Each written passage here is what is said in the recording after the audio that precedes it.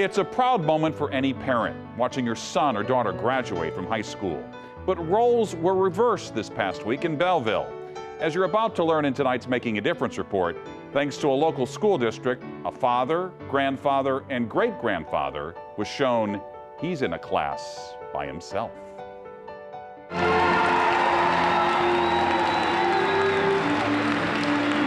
On graduation day at Belleville West High School, they celebrated both the future and the past. In addition to the seniors in cap and gown was a senior citizen. School may be over, but the class of 2015 was about to get one more lesson in history.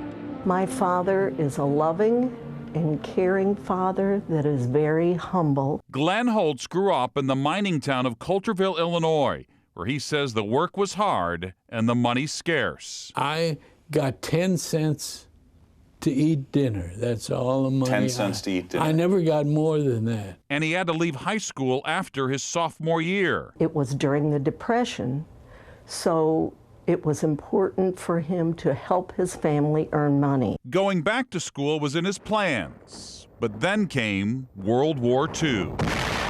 As a private first class in the Army Infantry, Holtz served with distinction in one of the deadliest battles in the Pacific, Luzon, the Philippines.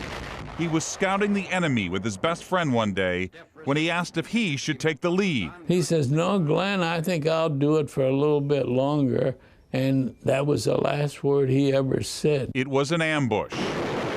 His friend was killed, but later in a commendation it was written that Holtz, with utter disregard for his own life, voluntarily left a concealed position and under intense enemy machine gun fire crawled 15 yards to help save 2 wounded men. This is General Clarkston putting a silver star on me. Until recently, many of his war stories stayed latched in the footlocker of his mind. During his life, did not discuss much about the war with us. He doesn't feel like he did anything that special, you know, but it was so special. This is my wife. He came home to marry Dorothy, the love of his life, and they raised 2 kids while he ended up as vice president of the First National Bank of Belleville. But in a very full life, there was one thing missing. I didn't feel like I had completed my life correct.